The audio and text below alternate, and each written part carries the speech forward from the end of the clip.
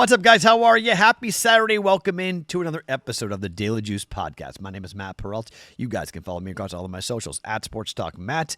And we are back after, well, I don't know how we did yesterday because, frankly, it is 9 o'clock on the East Coast, and I am not going to stay up for the Giants game.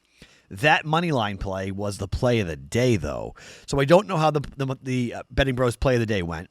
And I don't know if we had a winning day or not because we did get the over correct for the Cardinals and the Cubs, over 9.5.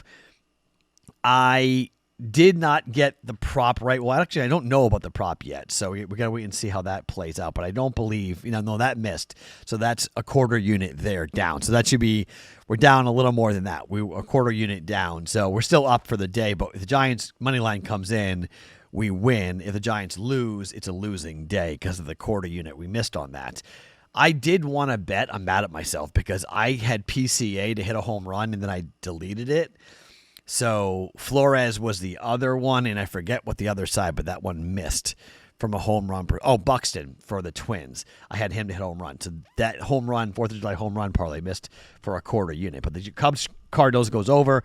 Giants, we don't know. Props go 1-1 on the day, and that parlay missed at a quarter unit. But I thought PCA would go deep, and PCA hit 2 home runs. I mean, the Cubs and the Cardinals were ridiculous. That game should have flown over. It went over, but it should have flown over given the number of home runs that the Cubs hit in that game. So I'm going to keep rolling today with kind of what I've done all week. I've got 2 bets for us, one total, one side. And then 2 player props that will appear on the BettingPros app. I'll tell you how to get that here in just 1 second if you don't remember. But I want to take 1 quick second to answer a couple of people's questions. You guys have been tagging me and asking me and DMing me to comment and give you my opinion on the gambling bill or the gambling provision in Donald Trump's new overall budget proposal. And this is about the 90% winnings. This is not the podcast to get into that, okay? It very well could be the focus of August Sharps report, okay? So stick around for that. I think we'll get into that topic in August once the dust settles and all of the armchair tax experts on gambling Twitter can calm down. I think we'll have a more reasoned conversation and a more level-headed conversation to be had about this. And just how many people in America is this going to affect? And why is the entire gambling world losing its mind? And why was the bill put in? Why was the provision put into the bill, I should say? And we saw a lot of people fight back. A lot of politicians, Nevada politicians, frankly, were very against it and were very angry about that provision being in there. So how does it impact the onshore business versus offshore business and professionals in America? And so we'll cover that coming up in August during the Sharps report, but I'm not going to cover it here. So I don't have a lot to say about it at the moment. I'll probably say more about it during my other show, The Bostonian versus the Book, next week. But as of right now, I don't have a comment. As of right now, I don't have a solid opinion on it, and I will form one eventually. But right now, I feel like there's a lot of people who are talking in a way that they are sounding like they know what they're talking about, and I'm not exactly sure they really do know what they're talking about when it comes to tax law and the tax code overall. So I know people are saying it's pretty simple. The tax code is never simple. It's never really what it looks like to the layman. There's always loopholes. There's always different things to get into. So just for those asking, that's why I haven't commented, and I'm not going to, at least not here on the Daily Juice podcast. Let's talk about our friends at Novig for just 1 second because they have an offer for you guys that you can take advantage of right now with the code DailyJuice. Novig is legal in most states, California, Texas. It is peer-to-peer, which means you're competing against other users, not the house. You can sometimes get better lines or set your own lines. No commissions, no fees, no hidden fees.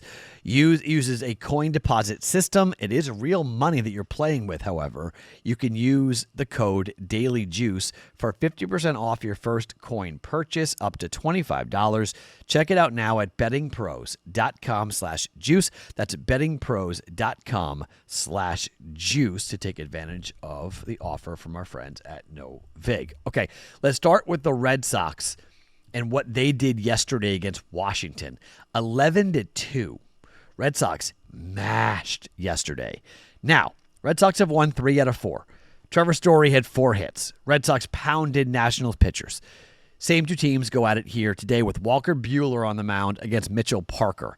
Here's an interesting stat for the Boston Red Sox.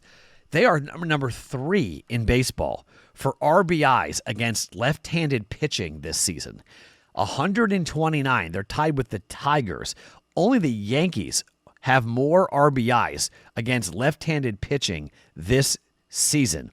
A 131 for 131. Red Sox and the Tigers 129. Red Sox are batting 269 this year up against lefties. Tigers are batting 272. Tigers have the best RBI or have the best average against lefties. The Red Sox have the number 2 best average as a team against left-handed. Who's going today? Well, Mitchell Parker's going today, the lefty for the Washington Nationals. At home, he has a 3.78 ERA with a 4-4 record, an opposing batting average of 257. He's given up 21 earned runs in 50 innings worth of work. For Mitchell Parker, 7-4, 10-6, 3-1, 11-9 for the last 4 games in which he has started, and he's gone 5, 6, 6, and 3 1/3. He's given up 3, 3, 1, and 6 earned runs. So not great for Mitchell Parker here in terms of what he has done recently, pitching-wise. For a Red Sox perspective, Walker Buehler is an absolute gas can. 4, 5, 8, 3, and 5 earned runs in his 5 starts in the month of June. Horrible. Red Sox, they lost 4 of those 5 games started by Walker Buehler. Final scores of 5-3, 9-5, 8-0, 4-3, and 9-6. The total for this game is 9.5. And look, the Red Sox scored 11 yesterday by themselves. I don't know if they'll score 11 here today, but Walker Buehler is going to get hit. Walker Buehler is going to give up runs today. He's just...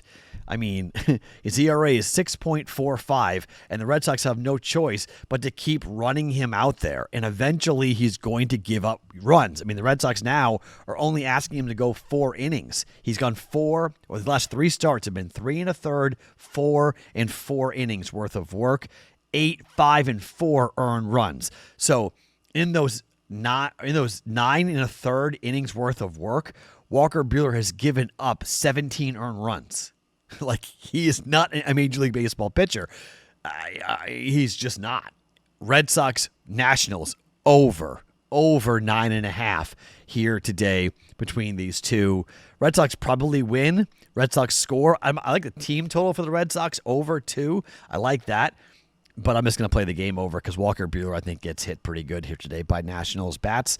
Over 9.5 at -122.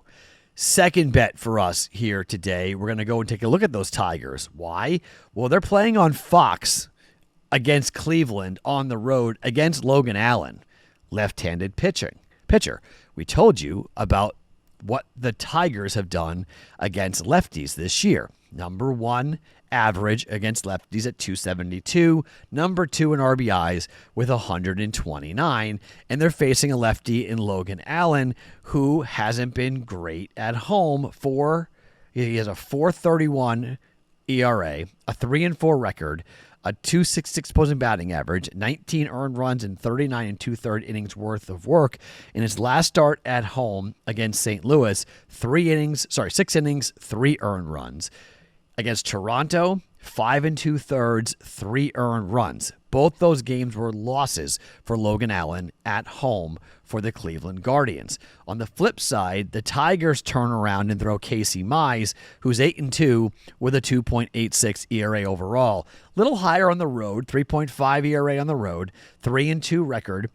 Opposing batting average a little bit higher than I would have liked at 275, but 17 earned runs in 42 2/3 innings worth of work on the road last time out against Tampa Bay in a 9-3 win. 5 innings, 1 earned run.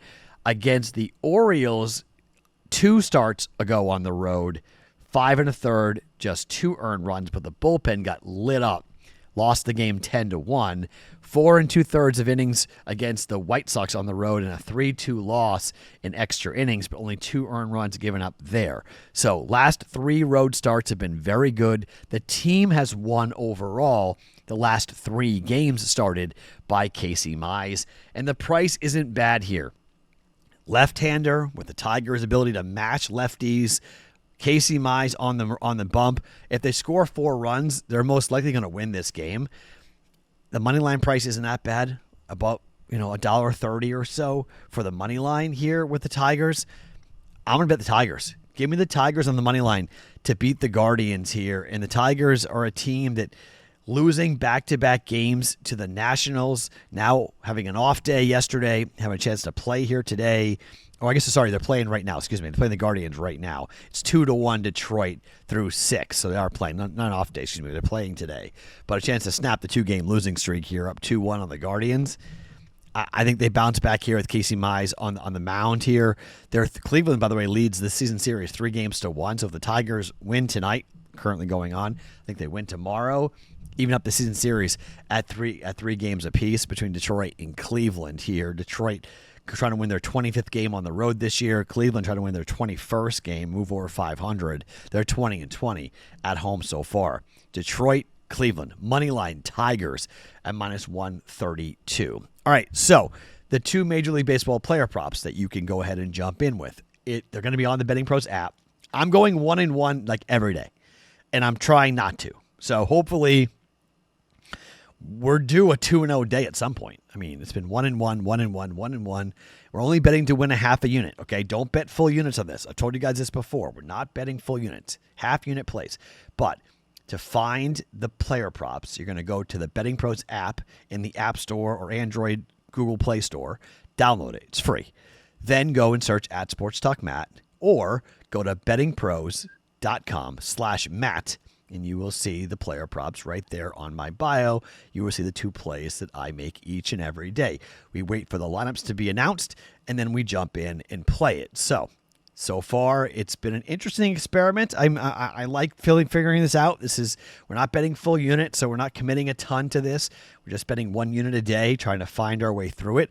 We are now 4 and 7 on this on the week. I think that's right. I think we're 4 and 7 so far on this. So it happened before like this with the NBA player props. We have to kind of find our niche. We have to find our way, what works, what doesn't, what to punch into the prop bet cheat sheet in order to find the right formula, to find the most value and the best wins, the most likely wins.